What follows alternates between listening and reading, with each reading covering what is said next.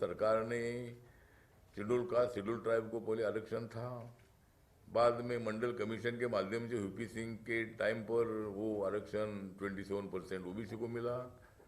और माननीय नरेंद्र मोदी जी की सरकार आने के बाद जो SC ST ओबीसी में जो लोग नहीं है, चाहे वो ब्राह्मण कम्युनिटी के हो, क्षत्रिय कम्युनिटी के हो, या मुस्लिम कम्युनिटी के हो, या हिंदू कम्युनिटी के हो, क्रिश्चियन कम्युनिटी के हो, तो 10% आरक्षण देने का निर्णय मेरे मंत्रालय ने नरेंद्र मोदी साहब के नेतृत्व में हमने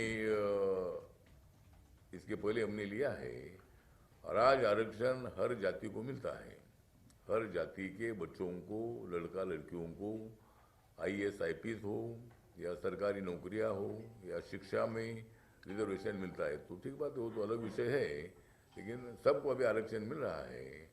इसीलिए हम समाज में एकता निर्माण होनी चाहिए। बाबा साहब अम्बेडकर जी भाई का भी कहना था कि समाज में समता होनी चाहिए। और इसीलिए मुझे लगता है कि ये घटना बहुत बड़ी दुर्दैवी है। इस घटना से हमारे जैसे लोगों को ठेस पहुंची है। एक IPS बड़े अधिकारी बहुत बड़ा एक्टिव भी था, लेकिन उनको आत्महत्या सुसाइड करने तक उनका मन तैयार हुआ। तो ये आज भी ऐसा उत्पीड़न नहीं होना चाहिए। और CM साहब ने हमें बताया है कि भाई मैं पूरी कार्रवाई करने के लिए तैयार हूँ और पूरी कार्रवाई की जाएगी, लेकिन पहले पोस्टमार्टम होना चाहिए, ऐसा उन्होंने हमको रिक्वेस्ट किया है। तो मैं दोबारा उस फैमिली को मिलने के लिए 4 बजे जाने वाला हूँ और उनके साथ बात करके इसमें से क्या मार्ग निकलता है, क्योंकि 7 दिन हो रहे, अभी 7 दिन हो रहे हैं। लेकिन CM साहब ने हमको पूरा आश्वासित किया है कि भाई पूरी कार्रवाई मैं करूँगा, इसको भी मैं नहीं छोड़ूंगा, ऐसा उन्होंने बताया है। तो घटना जो घटी है ये बहुत बड़ी निंदनीय है। और हमारे मंत्रालय के अंतर्गत जो शेड्यूल कास्ट कमीशन है, ये कमीशन भी इसकी पूरी जांच कर रहा है और इस फैमिली को न्याय मिलना चाहिए। जिन लोगों ने जिस लोगों के कारण पूरन कुमार जी को सुसाइड उन्होंने की है, तो उसमें सब लोगों के नाम है। तो मेरी मांग ये कि भाई माननीय CM साहब ने आश्वासन दिया है कि भाई सबके ऊपर कार्रवाई होगी, तो जल्दी कार्रवाई हो, यही हमारी अपेक्षा है। और चीफ जस्टिस पे जूता फेंका, चीफ जस्टिस पे जूता फेंका था जो आज हमारा ऊपर भी सुरक्षित नहीं है। हाँ, तो जिस तरह अनेक घटनाएं घटती है, जिस तरह आप लोगों ने आपको मालूम है कि भाई भूषण गवई जी जो चीफ जस्टिस ऑफ इंडिया है, बालकृष्णन जी एक साउथ इंडिया के पहले कई साल पहले मुझे मालूम नहीं, लेकिन शेड्यूल कास्ट से चीफ जस्टिस ऑफ इंडिया वो बने थे। उसके बाद 20-25-30 साल के बाद अभी भूषण गवई जी को मौका मिला था।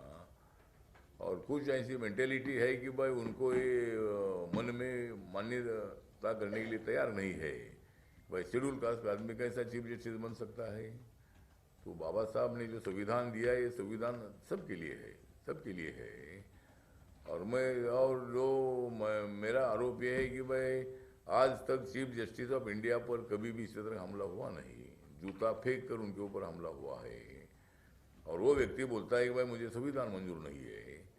तो जो व्यक्ति इसी तरह का अपने देश में विचारधारा अलग अलग है, हर एक को अपना धर्म है, अपनी जात भी है, लेकिन आर्टिकल 17 के मुताबिक, संविधान के आर्टिकल 17 के मुताबिक कास्टिज्म खत्म करने का कानून बना है।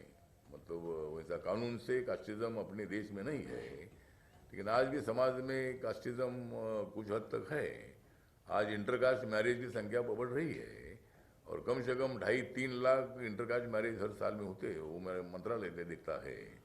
तो समाज में एकता भी पैदा हो रही है। दलितों को सपोर्ट करने वाले लोग भी बहुत सारे आगे आ रहे हैं, लेकिन उनका विरोध करने वाले भी कुछ लोगों की मेंटेलिटी है। तो मुझे लगता है कि ये घटना बहुत बड़ी गंभीर है। और जिस तरह भूषण गवई पर जो हमला हुआ है, तो जिन एडवोकेट ने हमला किया है उनके ऊपर एट्रोसिटी एक्ट के अंतर्गत केस दर्ज करनी चाहिए। और संविधान मंजूर नहीं है ऐसा अगर वो बोलते हैं तो उनके ऊपर राष्ट्रद्रोह का गुनाह भी लगाना चाहिए। और जिनको संविधान मंजूर नहीं है उनको देश में रहने का अधिकार नहीं है। संविधान हर एक को मंजूर होना ही चाहिए। संविधान ने हर धर्म के लोगों को आज़ादी दी है, अपना अपना धर्म की रक्षा करो, लेकिन एक धर्म के लोगों ने दूसरे धर्म की निंदा मत करो, सभी एक साथ रहो, समानता रखो, ये संविधान का मुख्य उद्देश्य है। और इसीलिए मुझे लगता है कि भूषण गवई का भी इंसिडेंट ऐसा हुआ है, ऐसे कई इंसिडेंट अनेक जगह पर होते हैं। मेरे पास जिस तरह एससी का कमीशन है वहाँ रोज़ सैकड़ों केसेस उधर आती है। और जो आईएएस है, आईपीएस है, आईआरएस है, आईएफएस है, या क्लास 2 के अधिकारी है, क्लास 3 के क्लिनिकल स्टाफ है, तो ऐसे कई लोगों पर अन्यायी घटनाएं घटती है और वो लोग एससी कमीशन में आते हैं। तो आज भी मतलब डिस्क्रिमिनेशन आज हो रहा है। तो मुझे लगता है कि पूरण कुमार जी का जल्दी जल्दी अंत्य संस्कार होना चाहिए, लेकिन कार्रवाई का आश्वासन सीएम ने दे दिया है। उन्होंने मुझे मैसेज दिया है कि भाई आप उनको तो समझाओ, उनकी पत्नी को, और मैं कार्रवाई करने के लिए यहाँ पर बैठा हूँ और मैं पूरी कड़ी कार्रवाई करूँगा। सर, पहली मुलाकात जो थी, आज जो आपने मुलाकात की है वो कैसी रही? क्या रुख था परिवार का? क्या आपको लगता है कि थोड़ा कुछ नरमाई आई है और दूसरी बार आप मुलाकात करेंगे तो आपको लगता है कि वो मान जाएंगे? क्या उम्मीद कर रहे हैं आप? कैसा आज उनका रुख था? नहीं, मुझे लगता है कि अभी जब मैं उनको मिला था तब सभी लोगों का, फैमिली का ही कहना था कि कार्रवाई होनी चाहिए।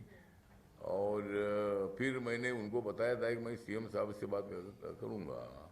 तो मैं वहाँ से आते आते सीएम साहब का मैसेज आया कि आप हमारी ड्यूटी पर आइए। और मैं सीएम साहब के साथ आधा घंटा तक था वहाँ, कई ऑफिसर भी उनके थे, तो बातचीत हुई है। तो सीएम साहब ने मुझे बताया कि भाई थोड़ा मैं पोस्टमार्टम के लिए अगर वो तैयार होते हैं तो मैं भी पोस्टमार्टम के लिए वहाँ जाऊँगा और पोस्टमार्टम के बाद कार्रवाई होगी, ऐसा उन्होंने बताया है। तो मैं अभी उनके फैमिली को मिलने के लिए जा रहा हूँ। तो कोई ना कोई तो ये जो उसमें मार्ग निकलने की आवश्यकता है, लेकिन मेरी भी मांग ये है कि भाई ये ऑफिसर लोगों को कार्रवाई होनी चाहिए, कठोर कार्रवाई होनी चाहिए, ऐसा हमारा कहना है।